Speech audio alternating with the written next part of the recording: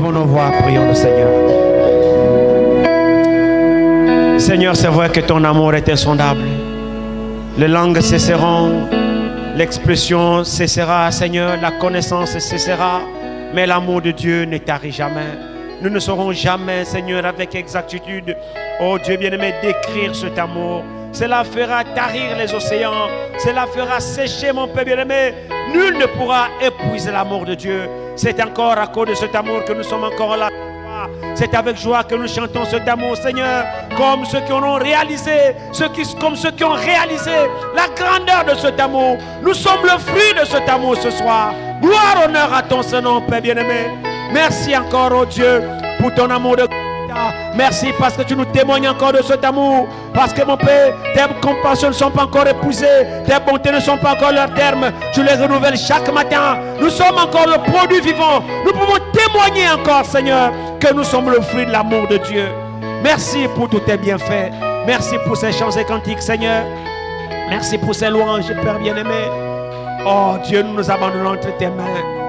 Maintenant, viens nous parler, Seigneur. Bénis ta parole qui va être lue. Comme le contexte qui est le nôtre, Seigneur, circoncis les lèvres de celui qui parlera, circoncis les oreilles de ceux qui entendront, circoncis les cœurs de ceux qui recevront. Seigneur, que tout soit sous ton contrôle. Nous nous recommandons à toi, Seigneur. Merci pour ta présence ce soir. Gloire, honneur à toi. Dans le nom de Jésus, Père, priez.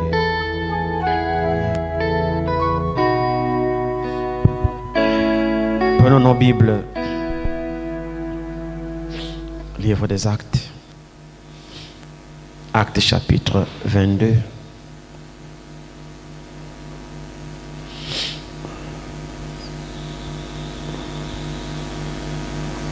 Actes chapitre 22. Commençons à partir du premier verset. Hommes, frères et pères, écoutez ce que j'ai maintenant à vous dire pour ma défense. Lorsqu'ils entendirent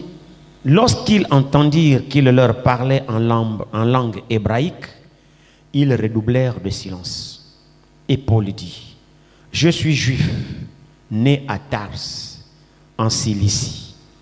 Mais j'ai été élevé dans cette ville-ci et instruit au pied de Gamaliel, dans la connaissance exacte de la loi de nos pères, étant plein de zèle pour Dieu comme vous l'êtes tous aujourd'hui. J'ai persécuté à mort cette doctrine, liant et mettant en prison tout homme et femme.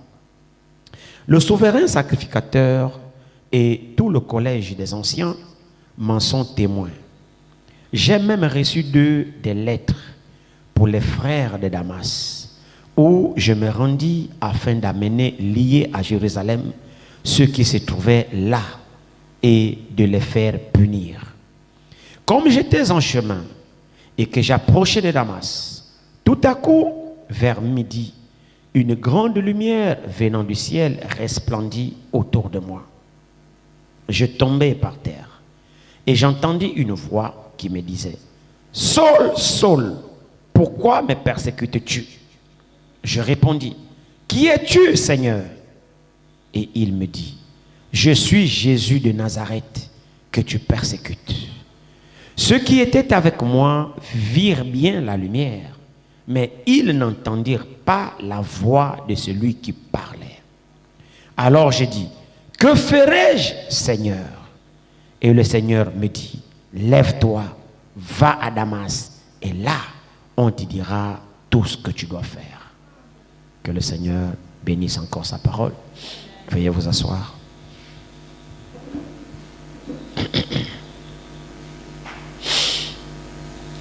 Nous allons ajouter à ce passage Acte 26. Acte 26. Nous commençons au verset 13 de Acte 26. Peut-être un peu plus haut. Commençons à partir du verset 10 de Acte 26. C'est ce que j'ai fait à Jérusalem. J'ai jeté en prison plusieurs des saints ayant reçu ce pouvoir des principaux sacrificateurs Et quand on les mettait à mort, je joignais mon suffrage à celui des autres. Je les ai souvent châtiés dans toutes les synagogues et je les forçais à blasphémer. Dans mes excès de fureur contre eux, je les persécutais, même jusque dans des villes étrangères. C'est dans ce but que je me rendis à Damas, avec l'autorisation et la permission des principaux sacrificateurs. Vers le milieu du jour, ô roi, je vis en chemin resplendir autour de moi et de mes compagnons une lumière venant du ciel, et dont l'éclat surpassait celui du soleil. Nous tombâmes tous par terre, et j'entendis une voix qui me disait en langue hébraïque, « Saul, Saul, pourquoi me persécutes-tu » Et, il te serait dur de régimber contre les aiguillons. Je répondis, « Qui es-tu, Seigneur » Et le Seigneur dit, « Je suis Jésus que tu persécutes. Mais lève-toi et tiens-toi sur tes pieds, car je te suis apparu pour t'établir ministre et témoin des choses que tu as vues et de celles pour lesquelles je t'apparaîtrai. Je t'ai choisi du milieu de ce peuple et du milieu des païens vers qui je t'envoie, afin que tu leur ouvres les yeux, pour qu'ils passent des ténèbres à la lumière et de la puissance de Satan à Dieu, pour qu'ils reçoivent par la foi en moi le pardon des péchés et l'héritage avec les sanctifiés. En conséquence, roi Agrippa, je n'ai point résisté à la vision céleste. À ceux de Damas d'abord, puis à Jérusalem, dans toute la Judée et chez les païens, j'ai prêché la repentance et la conversion à Dieu avec la pratique des œuvres dignes de la repentance. Voilà pourquoi les Juifs se sont saisis de moi dans le temple et ont tâché de me faire périr. Amen. Acte 26 et acte 22 reprend le récit des actes 9 que nous allons lire.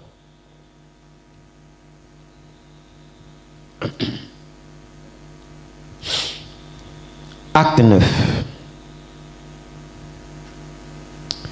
Commençons au premier verset. Cependant, Saul respirant encore la menace et le meurtre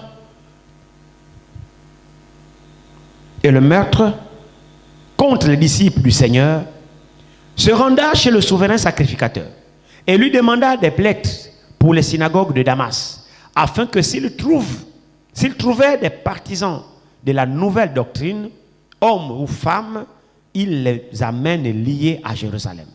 Comme il était en chemin et qu'il approchait de Damas, tout à coup, une lumière venant du ciel resplendit autour de lui. Il tomba par terre et il entendit une voix qui lui disait, « Saul, Saul, pourquoi me persécutes-tu » Il répondit, « Qui es-tu, Seigneur » Et le Seigneur dit, « Je suis Jésus que tu persécutes. Il te serait dur de régimber contre les aiguillons. » Tremblant et saisi d'effroi, il dit, « Seigneur, que veux-tu que je fasse » Et le Seigneur lui dit, « Lève-toi, entre dans la ville et on te dira ce que tu dois faire. » Les hommes qui l'accompagnaient demeurèrent stupéfaits. Ils entendirent bien la voix, mais ils ne voyaient personne. Amen. Avez-vous prêté attention à cela? Regardez très bien le verset 7. Les hommes qui l'accompagnèrent demeuraient stupéfaits. Ils entendaient bien la voix, mais ils ne voyaient personne. Dans Acte 22 ici, par contre,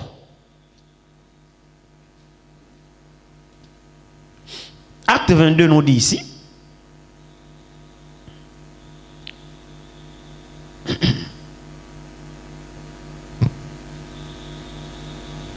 Acte 22, commençons au verset 6. Comme j'étais en chemin et que j'approchais de Damas, tout à coup, vers midi, une grande lumière venant du ciel resplendit autour de moi. Je tombais par terre et j'entendis une voix qui me disait, « Saul, Saul, pourquoi me persécutes-tu » Je répondis, « qui es-tu, Seigneur? Et il me dit, je suis Jésus de Nazareth que tu persécutes. Ceux qui étaient avec moi virent bien la lumière, mais ils n'entendirent pas la voix de celui qui me parlait. Vous écoutez cela? Acte 9 dit, ils entendirent la voix de celui qui me parlait, mais ils ne virent personne. Acte 22 dit, ils n'entendirent pas la voix, mais ils virent la lumière. Vous avez comme l'impression que ça se contredit. Comme je vous ai dit tout à l'heure au début, aucune écriture ne contredit une autre. Nous devons simplement bien comprendre que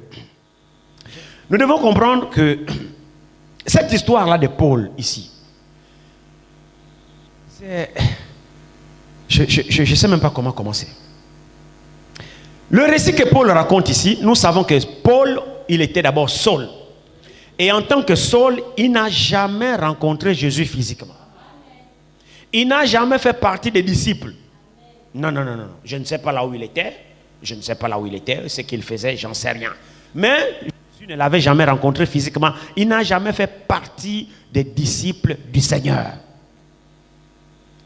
Alors lui, comme il le dit lui-même, c'était un juif, il a été élevé dans le judaïsme, c'est-à-dire la loi de Moïse. Dans toute la loi, avec exactitude dans la loi de Moïse. Et il croyait, il était zélé plus que les gens de son âge. Alors il persévérait dans les synagogues, ainsi de suite, il enseignait. Alors c'était un docteur, jusqu'à ce que le christianisme ait apparu. Et quand le christianisme est apparu, les chrétiens prêchaient différemment des juifs. Parce que les juifs observaient la loi.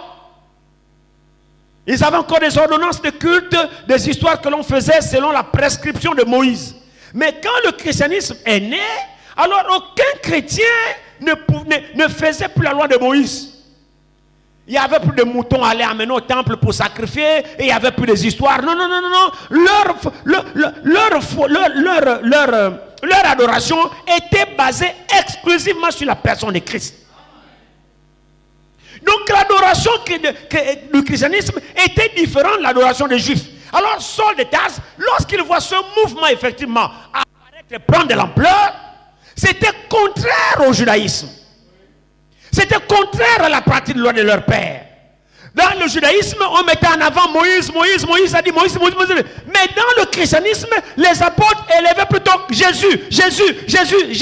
Alors ils se sont dit, mais qui est Jésus? Nous connaissons Moïse. Souvenez-vous que Saul de Tarse ne connaissait pas Jésus. Jusque-là, il ne l'avait jamais connu. Il ne l'avait jamais rencontré. Il attend pour la première fois dans la bouche des apôtres.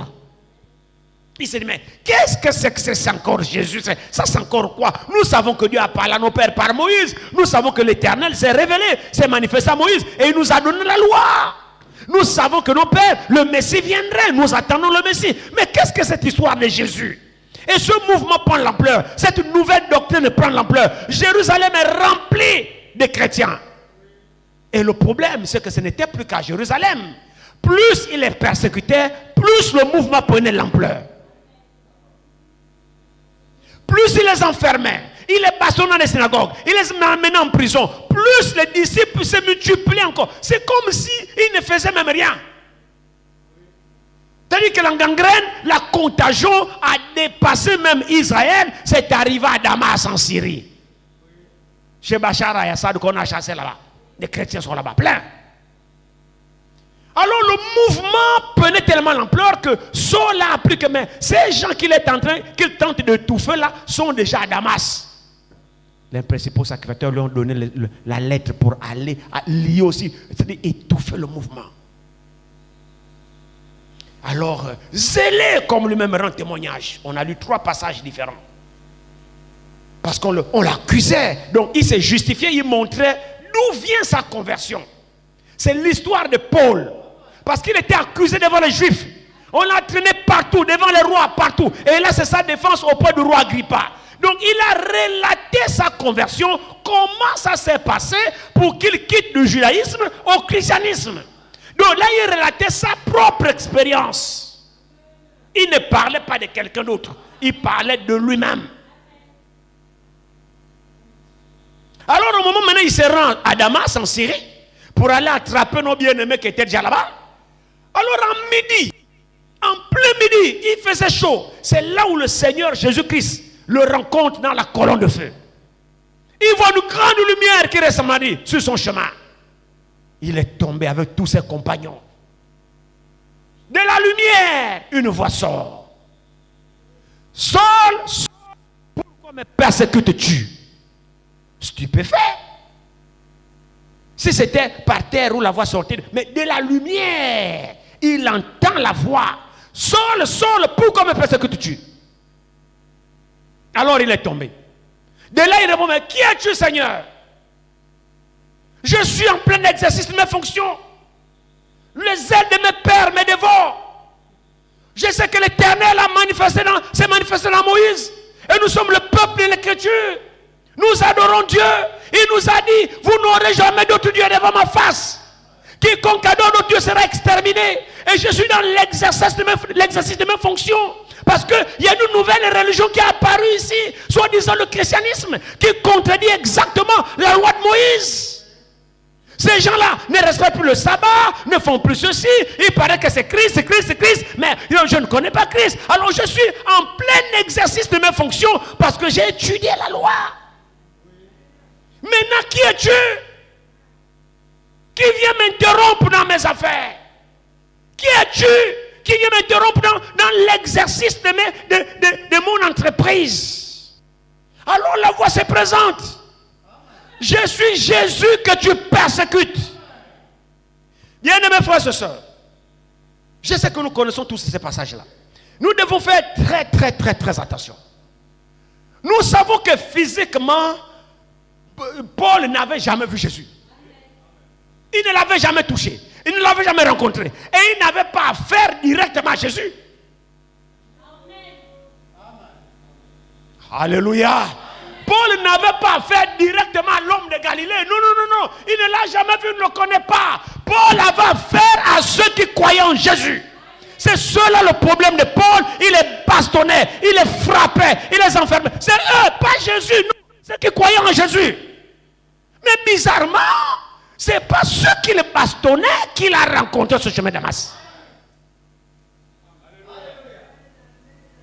Les gens qu'il bastonnait sont restés en prison. D'autres étaient enchaînés, bastonnés, liés, frères. Il avait l'assentiment de souverain sacrificateur. Il était l'homme de la situation. Mais qui le rencontre sur le chemin de Damas, c'est Jésus.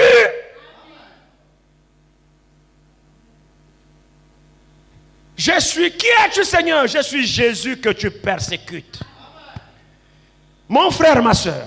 Donc quand on persécute un vrai croyant, on persécute Jésus. Quand on s'en prend alors à un vrai frère en Christ, à une vraie soeur en Christ, donc il se trouve même que c'est à Jésus qu'on s'en prend. Je ne sais pas si l'Église comprend ces choses.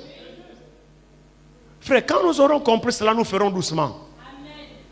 Si vous croyez réellement au Seigneur Jésus-Christ, et si vraiment sa parole se trouve dans votre cœur, si quelqu'un s'en prend, vous, frère, le combat ne vous appartient pas.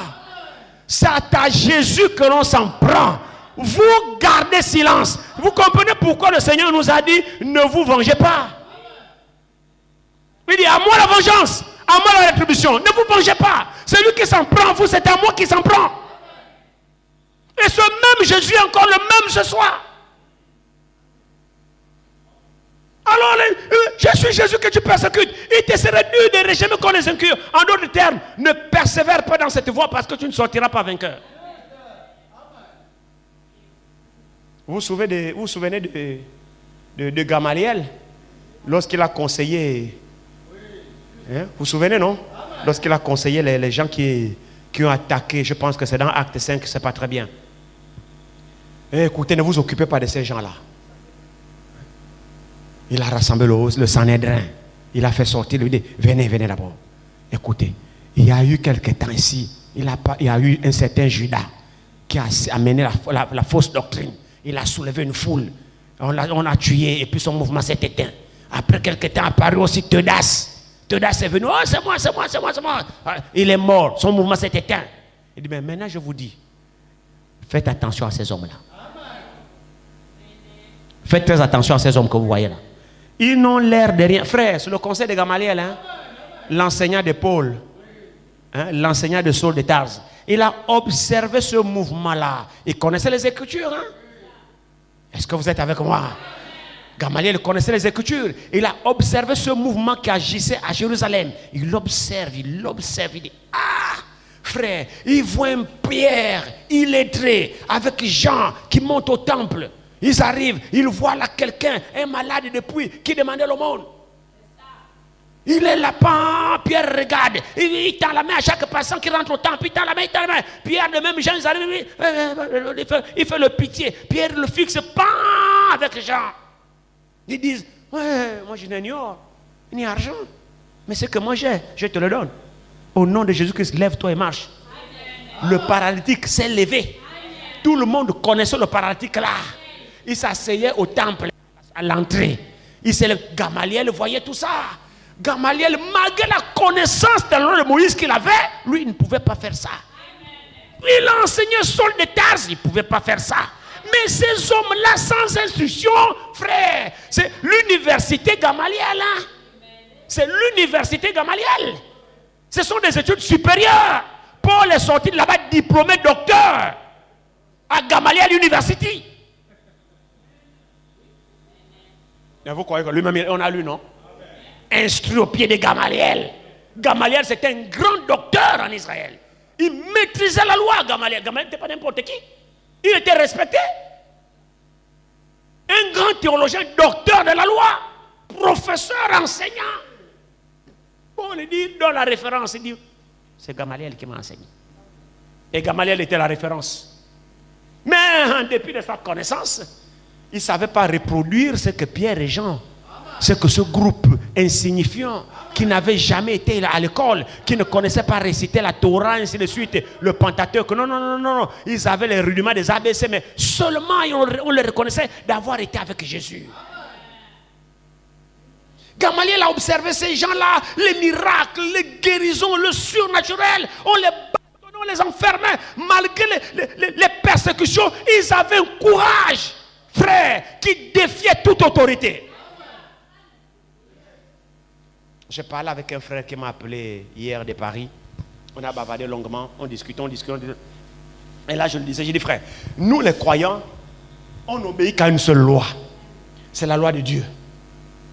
C'est-à-dire, nous sommes dans des sociétés, nous vivons dans des sociétés. Et dans nos sociétés, on a des lois aussi, effectivement. Et la Bible nous dit, obéissez, soumettez vos autorités. Amen.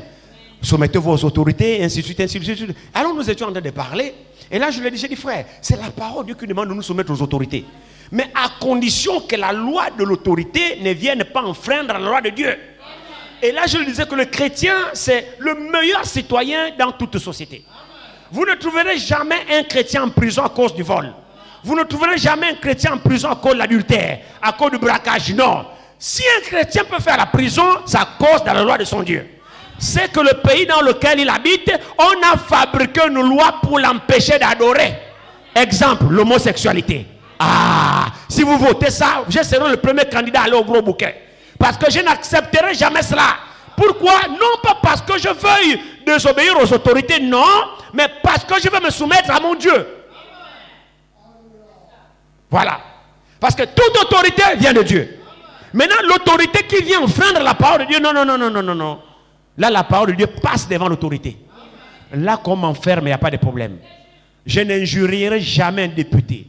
Je n'injurierai jamais un ministre. Je n'injurierai jamais le président de la République. Ce sont des autorités, les gouverneurs, les policiers. Ne les insultez pas. Ce sont des autorités. Vous devez les respecter. Si vous êtes en train de conduire, on vous interpelle, arrêtez-vous. On vous demande les papiers, présentez-les. Ce sont des autorités, ils font leur travail. Les chrétiens ne sont pas des renégats. C'est des gens honnêtes dans la société. C'est des gens qu'on ne trouve rien à redire. Non. Vous, les lois du pays, c'est même le chrétien le véritable citoyen. C'est vrai, non? Dans le chrétien, dans les administrations, si tu veux un vrai ministre, place un chrétien. Si tu veux un vrai juge, place un chrétien. Si tu veux un vrai banquier, place un chrétien. Si tu veux un vrai TPG, donc trésorier payeur général, place un chrétien. Tu es sûr que l'argent du pays sera bien géré. Non pas parce qu'il te craint, mais il craint son Dieu. Les meilleurs citoyens du pays, ce sont les chrétiens. Les chrétiens ne cherchent pas des histoires, mais c'est la nation qui cherche des histoires aux chrétiens. Quand nous voulons honorer notre Dieu, là maintenant si on nous cherche des problèmes, alors ils vont nous trouver. Parce qu'on ne va jamais abandonner notre Dieu. Non, non, non, non. Non, non, non, non. Non. Alors Gamaliel observait ces gens-là. Il me dit, mais ces gens-là, je les vois, ils ne connaissent même pas leur ABC. Ils ne savent même pas comment écrire. Il dit, mais attention, faites attention à ces gens. Je les observe là, les gars. Le Haut Conseil de Sanhedrin, chers collègues, docteurs, j'ai examiné les gens là. C'est une bande d'illettrés. Mais je vois quelque chose en eux. Ils semblent être sûrs de ce qu'ils parlent. Et à mon œil d'observateur, ils me semblent être différents de tous les autres mouvements qui ont apparu. Ces gens-là, faites attention à ces gens-là. Si cette entreprise vient de Dieu, faites attention. Ne courez pas le risque d'avoir combattu contre Dieu. Parce que la façon dont je vois les gens là, moi je vous conseille, faites doucement. Et comme Gamaliel était un influent docteur, le Sanhédrin a écouté Gamaliel. Ils les ont fait venir. Et on les a frappés. Ne parlez plus, ne parlez. Et c'est Pierre a peur. Pierre dit vous-même, jugez-en. Vous nous interdisez de ne plus parler en ce nom-là. Mais ce n'est pas possible. Ça ne peut pas être possible. Le miraculeux est devant vous là, non? C'est au nom de Jésus là que vous voyez l'homme là debout là. Mais comment nous-mêmes nous voyons le résultat de ce nom? Et vous voulez nous dire ne plus parler en son nom? Mais ça n'a pas de sens. Et bon, c'est vous qui voyez. Hein. Mais pour nous, on ne peut pas ne pas parler de ce que nous avons vu, de ce que nous croyons comme être certains. Amen. Alors Saul, qui rend témoignage de tous ces événements-là, c'est là à marquer, l'a marqué. Il raconte sa conversion. Lorsqu'il tombe, la lumière parle, il entend la voix. Maintenant, l'autre passage, il dit, les gens qui étaient avec moi virent la lumière, mais ils n'entendirent pas le son. Dans l'autre passage, il dit, d'autres gens qui étaient, ils entendirent la voix, mais ils ne virent personne. Ça veut simplement dire que les compagnons de Saul, dans le passage qui dit, ils entendirent la voix, mais ils ne virent pas la lumière. Ça veut simplement dire que quand ils ont entendu le bruit, ils n'ont pas compris ce que la voix disait à Saul. Ils ont seulement entendu un bruit. Vous vous souvenez d'Horeb? Est-ce que vous vous souvenez d'Horeb? C'est exactement la même chose. C'est-à-dire qu'en Horeb, quand Dieu était descendu, Dieu a parlé. Dieu donnait les 10 commandements. Le peuple entendait le tonnerre. Le peuple entendait le... Frère, et pourtant Moïse entendait distinctement ce que la voix disait dans le tonnerre. Tu n'auras pas d'autre Dieu devant ma face. Tu ne convoiteras point. Tu ne tueras point. Mais le peuple entendait... Ils ont dit, Moïse, non! Que Dieu te parle, que toi tu es venu. Non, ils entendaient, mais ils ne comprirent pas. C'est ce que ça veut dire ici. Là où la Bible dit, ils ont entendu la voix, mais ils n'ont pas vu, c'est-à-dire, ils n'ont pas entendu distinctement le contenu de la voix. Et c'est là où nous sommes. Vous savez, le ministère de Saul est à comparer au ministère du temps de la fin. Paul est le prophète des nations. C'est lui le premier prophète des nations. C'est lui qui a amené l'évangile chez nous, les nations. Pierre n'a jamais été chez les nations, excepté la maison de Corneille. C'était exceptionnel. Corneille était un païen et Pierre fut envoyé chez Corneille exceptionnellement pour ouvrir aussi le chemin du ciel aux païens. Parce que c'est à lui, suite à la révélation qu'il avait eue, que Jésus lui a dit, je te donne les clés du royaume. Les clés du royaume, c'est la révélation que Pierre avait reçue. Donc les clés là, Pierre était chargé d'ouvrir le ciel à toutes les nations. Aux Juifs premièrement et aux païens.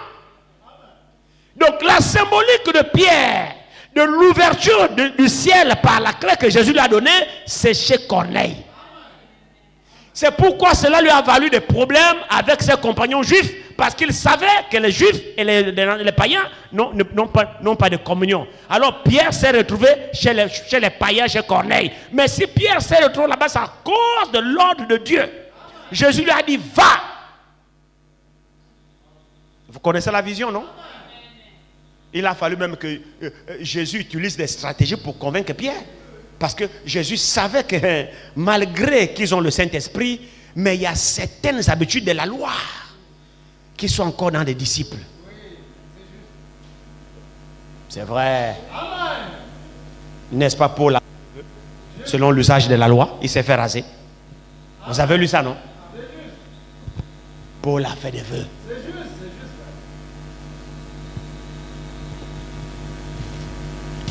Pierre avait encore cette influence-là.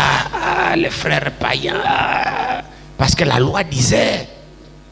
Alors il se repose. Il voit une vision qui descend d'en haut.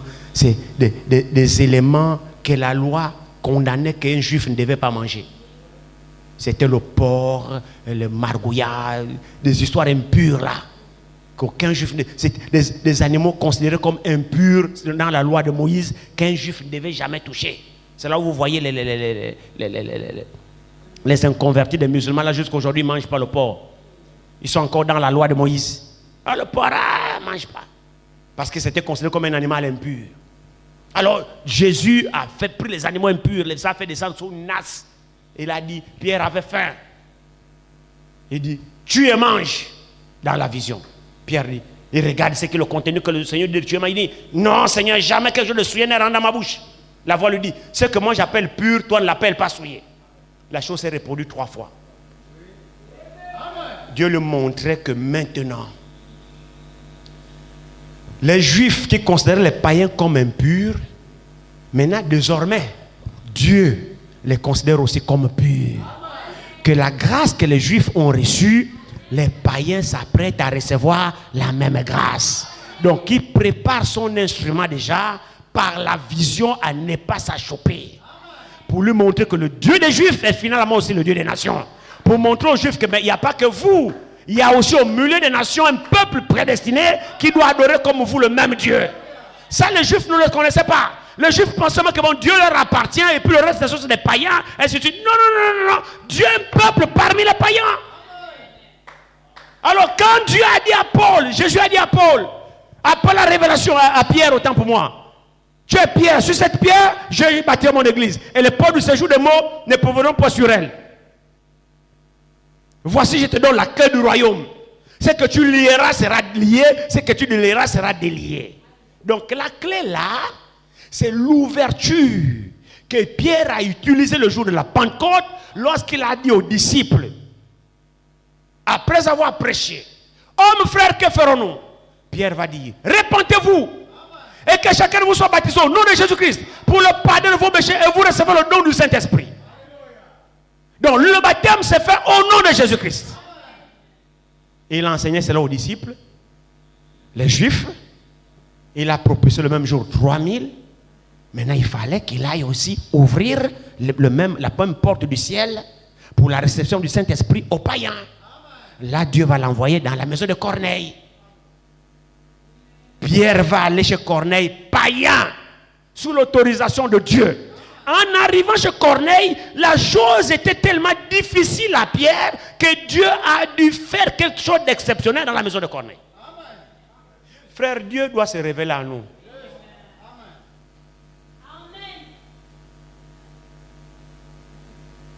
Alors, le peuple était disposé. La Bible dit Corneille craignait Dieu. Et il était juste avec les gens de sa maison. Il était disposé, il craignait Dieu. Païen, il craignait Dieu. Alors, quand Pierre arrive dans la maison de Corneille, il a commencé à parler. Avez-vous vu ce que Dieu a fait? C'est-à-dire, Dieu parle à Corneille, Dieu parle à Pierre. C'est-à-dire que quand Dieu est en action, Dieu lui-même prépare le terrain. Le même Dieu qui a parlé à Corneille, le même Dieu a parlé à Pierre. Quand Dieu parle à Pierre, lui donne une vision, le même Dieu va chez Corneille, dit envoie quelqu'un dans la maison de Simon le corneur, il y a quelqu'un là-bas nommé Pierre, tu lui dis de faire venir chez toi. Corneille savait que c'est Dieu qui lui parle. Il a seulement envoyé, il dit allez-y dans telle maison, demandez à un certain Pierre. Dieu vient de me parler en songe que dans la telle maison il y a un certain Pierre, appelez-le qu'il vienne ici. Entre-temps, Pierre fait déjà des expériences. Et quand Pierre arrive, Dieu avait déjà tout préparé. Quand Pierre commence à parler, il commence à parler par la personne de Jésus-Christ. Présenter Jésus-Christ, présenter tout ce que Jésus a fait. La Bible dit, pendant qu'il parlait encore, le Saint-Esprit est tombé dans la maison de Corneille et tous de la maison de Corneille ont été baptisés du Saint-Esprit. De Corneille et toute sa famille. Et tous se sont mis à parler en langue. Cet événement même a surpris Pierre. Et les bien-aimés qui ont accompagné Pierre. Pierre surpris de voir Corneille et les autres parler en langue. Et ils se sont souvenus de l'expérience qu'ils ont eue à la Pentecôte. Le même effet, le même Saint-Esprit. Alors Pierre dit, en vérité je comprends. Alléluia. En vérité je comprends que Dieu ne fait exception des personnes. Ce n'est qu'après le baptême, après le baptême du Saint-Esprit, qu'il les a maintenant baptisés d'eau. On peut refuser l'eau du baptême à ceux qui ont reçu le même don que nous. Pourquoi ne pas baptiser les gens alors qu'ils ont déjà le Saint-Esprit? C'est ce que ça veut dire. Pierre a ordonné que toute la maison de Corneille soit baptisée. C'est là où Pierre a reçu la clé. Si l'occasion que Pierre a mis pied chez les païens, c'est dans la maison. Après c'est fini. Mais la porte des nations, c'est Paul. C'est Paul qui est allé à Corinthe. C'est Paul qui est allé à Thessalonique. C'est Paul qui est allé à Rome. C'est Paul qui est allé à Éphèse. C'est Paul qui est allé partout. Pierre, c'est la porte des Juifs. Il est resté à Jérusalem. Il n'a jamais mis pied à Rome. Donc le Pierre que les catholiques nous disent ici, là, que Rome, et le Pierre, les papes sont les successeurs de Pierre. Non, ça c'est un autre Pierre. Pierre de la Bible n'a jamais mis pied à Rome. Par contre, celui qui a mis pied à Rome, qui a écrit aux Romains, l'épître aux Romains à Rome, c'est Paul. Paul était la porte des nations. C'est lui qui était chargé de prendre l'évangile des Juifs et de nous rapporter cela aussi à nous les païens. Pour nous faire sortir des ténèbres du paganisme à la lumière du christianisme. Donc la porte des nations, c'est Paul. Amen. Paul a été en même temps chez les Juifs, en même temps chez les nations. Alors il raconte ici son expérience. Et lorsque nous voyons ce que Paul a fait, il était effectivement l'étoile de l'église. C'est réellement lui qui a posé le fondement. Et quand il a posé ce fondement-là, il a dit, j'ai posé le fondement comme un sage architecte. Il a posé le fondement et chez les Juifs et chez les nations. Paul.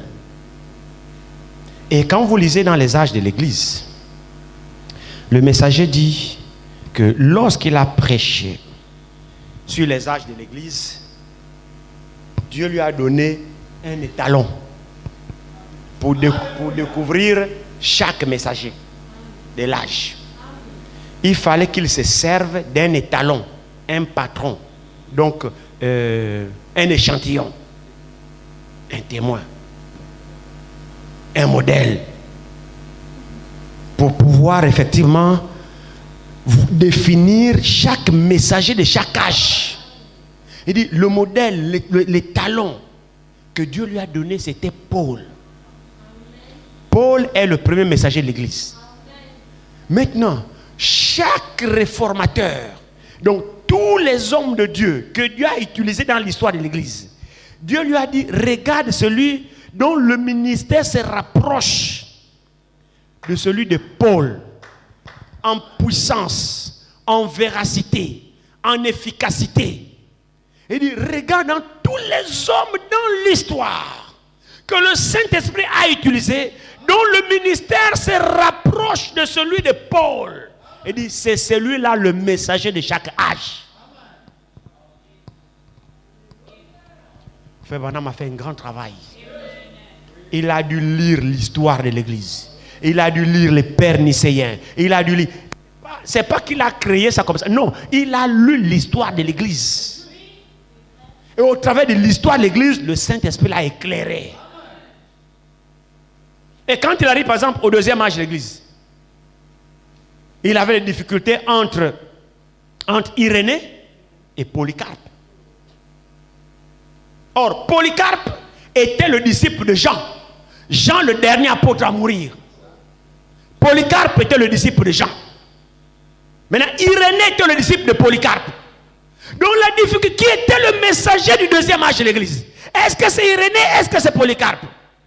Alors en priant le Seigneur, en méditant, il dit non, le Saint-Esprit l'a conduit pour dire, c'est Irénée le français. Parce que Polycarpe avait une tendance qui tendait vers l'organisation. Quand bien même qu'il fut disciple de Jean, mais Polycarpe tendait vers l'organisation. C'est lui qui avait l'esprit de Paul, c'était Irénée. Jusqu'au 6e âge de l'église Wesley. C'est comme ça que Dieu l'a conduit. Pourquoi? Il s'est servi de l'étalon qui était Paul. Comment Dieu travaillait avec Paul. Comment le Saint-Esprit travaillait avec Paul. La véracité. Comment Paul ne faisait pas de compromis. Frère, Dieu a utilisé Paul d'une manière exceptionnelle. Exceptionnelle. Montrant qu'il est vraiment l'étoile de l'âge. Et c'est pour cette raison que, même lorsqu'il est allé dans la gloire là-bas, les bien-aimés qui ont cru au message, lui ont dit, vous connaissez l'histoire, non? Que le prophète parle. Quand il est dans l'autre côté du delà du temps. Quand le Seigneur l'a enlevé, il est parti là-bas. Il a rencontré une grande foule. Oh, notre précieux frère, notre précieux frère, notre précieux frère. Il dit, mais je ne comprends pas. Qu'est-ce que c'est, je ne comprends pas? Il regarde sur le sol, son corps est resté sur le lit. Il voit comment il quitte le lit, son corps est sur le lit. Il monte dans la gloire. Il arrive dans une dimension où il n'y a que la lumière. Et une grande foule. Notre précieux frère. Les gens venaient l'embrasser. Ainsi de suite. Il voit une jeune fille, près de 18-20 ans. Quand il vient la voir, il lui dit, mais tu connais celle-là? Il dit non. Il dit, mais elle avait plus de 90 ans quand tu l'as conduit au Seigneur. Toute jeune. Beaucoup de cheveux qui tombaient comme ça. Elle avait plus de 90 ans quand Frère Branham l'a baptisé. Alors il était là, il me dit, je veux voir Jésus. Il dit non, tu ne peux pas le voir maintenant. Ce n'est pas maintenant que tu dois voir Jésus. Ce n'est pas le moment de le voir. Tu le verras, mais pas maintenant. Alléluia. C'est merveilleux. Hein? Je crois qu'on a lu ça, quelque chose comme ça dimanche. Quand vous prenez Hébreu 11, vers le verset 38 et 39, que tous ces gens-là, au sujet desquels le témoignage a été rendu, n'ont pas obtenu ce qui leur avait été promis. Parce que Dieu avait quelque chose de meilleur pour nous. Afin qu'ils ne parviennent pas à la perfection sans nous.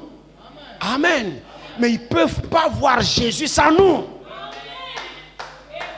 Ils sont quelque part, ils attendent. Il faut que le nombre soit complet. On verra Jésus ensemble. Ils attendent. Ils ne parviennent pas à la perfection sans nous. Alléluia.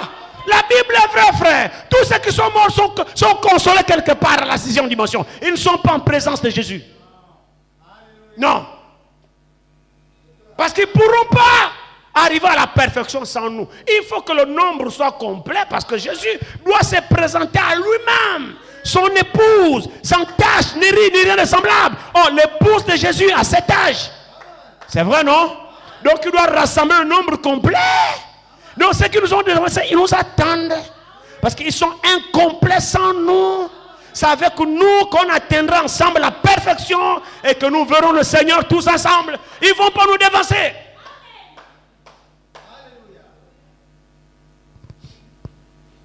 Alléluia. Donc laissez-moi vous annoncer, soyez heureux de vous annoncer ce que pour le matin. Il n'y a pas un amen. Hein? Il n'y a pas un gros amen. C'est comme si les gens sont sceptiques. Laissez-moi vous annoncer que Pierre m'attend ici. Bon, s'ils ne vous attendent pas, moi, ils m'attendent.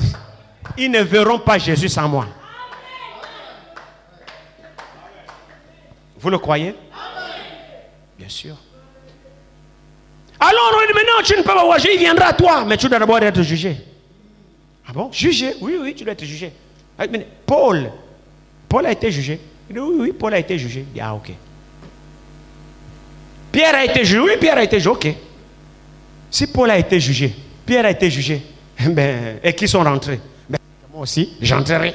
Parce que j'ai prêché mot à mot que Paul a prêché. Et la foule au ciel a crié. C'est sur ça que nous nous reposons.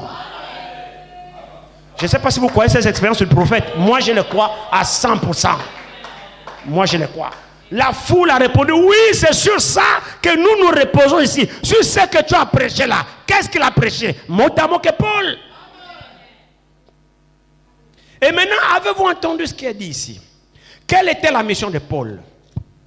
Prenons Acte 26. Regardez.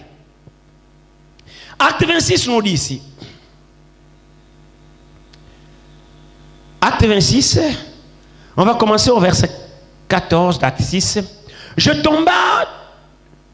Nous tombâmes tous par terre. Et j'entendis une voix qui me disait en langue hébraïque, Saul, Saul, pourquoi me persécutes-tu? Il te serait dur de regimber contre les aiguillons. Je répondis, qui es-tu, Seigneur? Et le Seigneur dit, je suis Jésus que tu persécutes. Mais lève-toi et tiens-toi sur tes pieds, car je te suis apparu pour t'établir ministre et témoin des choses que tu as vues et de celles pour lesquelles je t'apparaîtrai. Donc prochainement. Et je t'ai choisi du milieu de ce peuple et du milieu des païens vers qui je t'envoie. Amen. Donc Jésus a choisi Paul pour l'envoyer au milieu des Juifs et des païens. Alors il dit ici, enfin, maintenant pour faire quoi? Pourquoi Paul fut envoyé? Pour faire le tourisme chez les païens? Regardez le verset 18. Afin que tu leur ouvres les yeux, pour qu'ils passent des ténèbres à la lumière, à la puissance de Satan à Dieu, pour qu'ils reçoivent par la foi en moi le pardon des péchés et l'héritage avec les sanctifiés. Est-ce que l'église est là? Vous voyez le mystère qu'il y a dans l'évangile. Ne prenons pas l'évangile à la légère. Il y a un grand mystère dans l'évangile. Frère, ça semble faible. C'est-à-dire, vous trouvez quelqu'un ici, le travail c'est bavarder. Je ne sais pas qui m'a appelé dans la semaine. On a dit, mais qu'est-ce que tu as dit? Mais la voix là. Ah, mais ta voix là, je mets. Quand le travail c'est crier. Qu'est-ce que vous voulez? Quelqu'un va voir comme travail, parler. Mais c'est dans parler là que Dieu fait passer des ténèbres à la lumière, de la puissance de Satan à Dieu. Dans le parler là. Mais dans le parler là, c'est quoi? C'est la parole de Dieu qui est prononcée. Et cette parole, la puissance de délivrer ceux qui croient, ceux qui la reçoivent.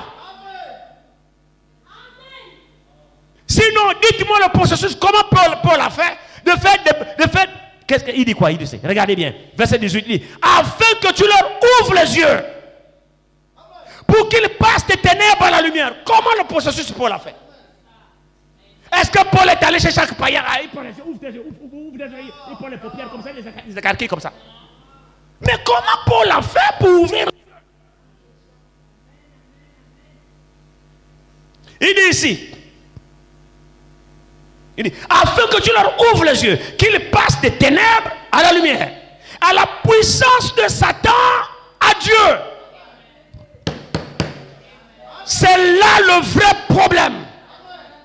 L'objectif de la prédication, c'est quoi? Frère, on n'est pas là pour faire des discours. C'est pourquoi nous nous en tenons à la parole de Dieu.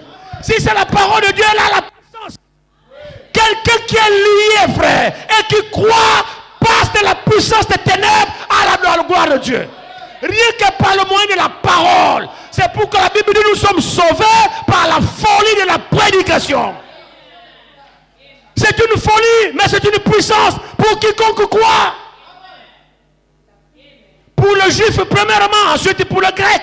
Donc nous les païens. Donc nous tous, et juifs et païens, nous sommes sauvés par la folie de la prédication. Pour celui qui croit, c'est une puissance. Et c'est au travers de cette puissance, cette prédication, que Paul a ouvert les yeux des païens.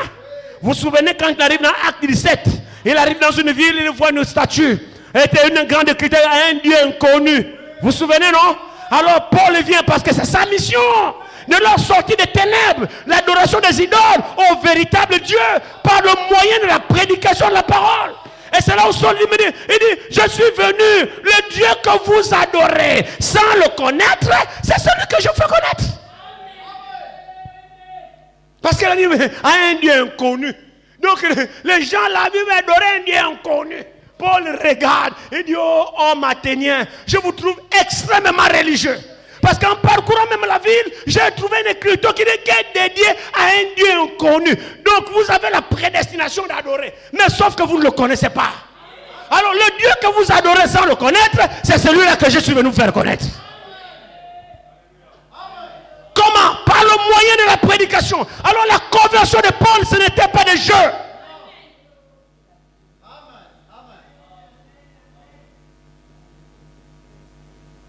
Hey, regardez bien ici. Afin que tu leur ouvres les yeux, pour qu'ils passent des ténèbres à la lumière, à la puissance de Satan à Dieu, pour qu'ils reçoivent par la foi moi le pardon des péchés. Frères, nos péchés sont pardonnés. Et ça, vous devez le croire. N'écoutez pas Satan qui vient vous boucher les oreilles. Ah, tu as fait. Non, tu n'as rien fait. Ah, si on peut comprendre. Frère, le pardon des péchés s'obtient par la foi. Amen. Quand vous croyez à l'œuvre de Golgotha, amen, mais croyez-le. Accepte-le. Mes péchés sont pardonnés. N'écoute plus le diable. Parce que le diable, sa mission c'est quoi? C'est de te décourager.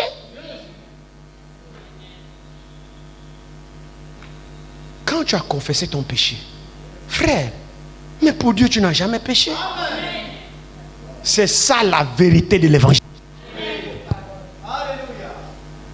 N'écoutez pas le diable. Ah, le frère. Ma femme m'a donné une déclaration tout à l'heure. Le frère Franck, elle est dans un forum des frères là. Frère Franck donne une déclaration.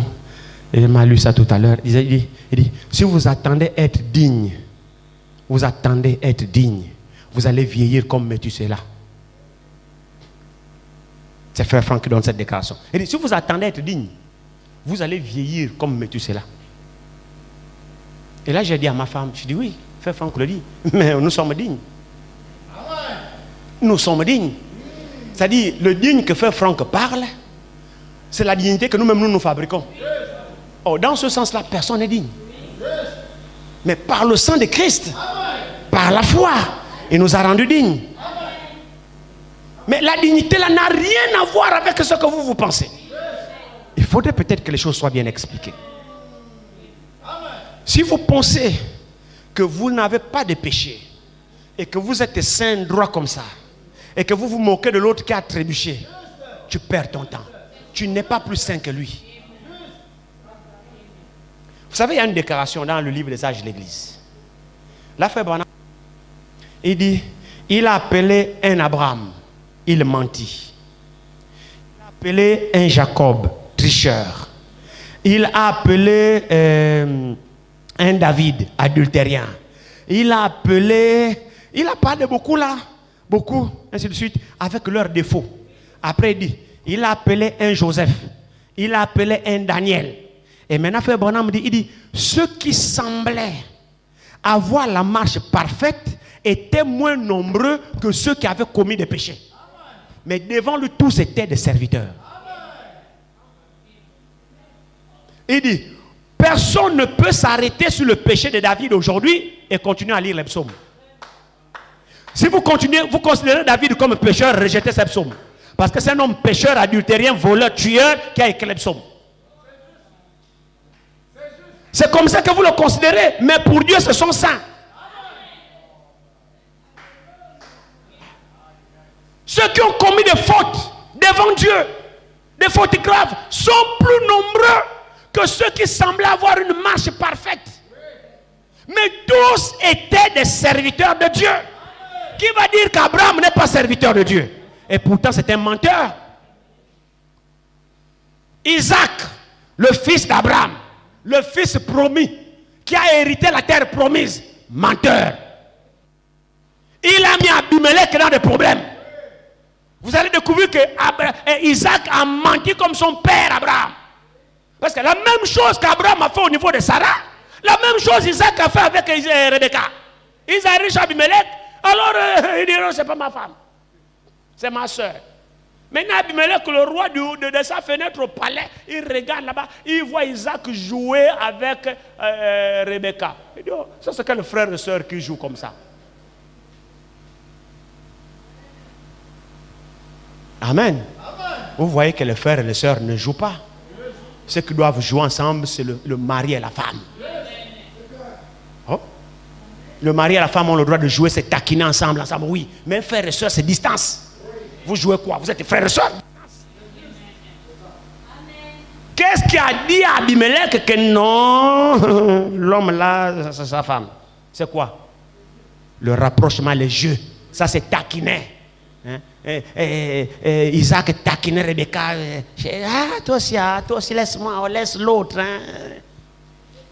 Lui là-bas au palais, il regarde, oh, l'homme là m'a trompé.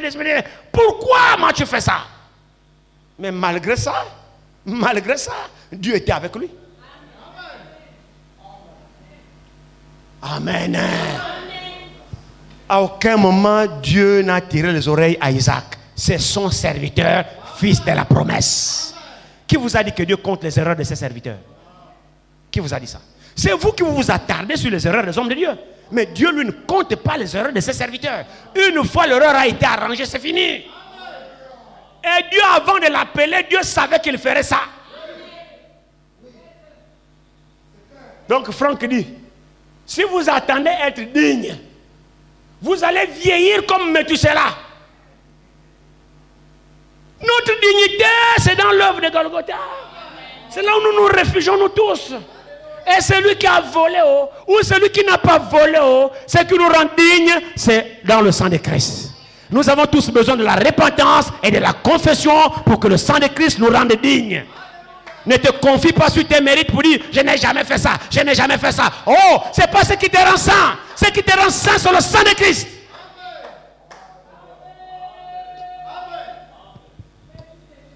C'est la vérité, frère. Que Dieu vous bénisse.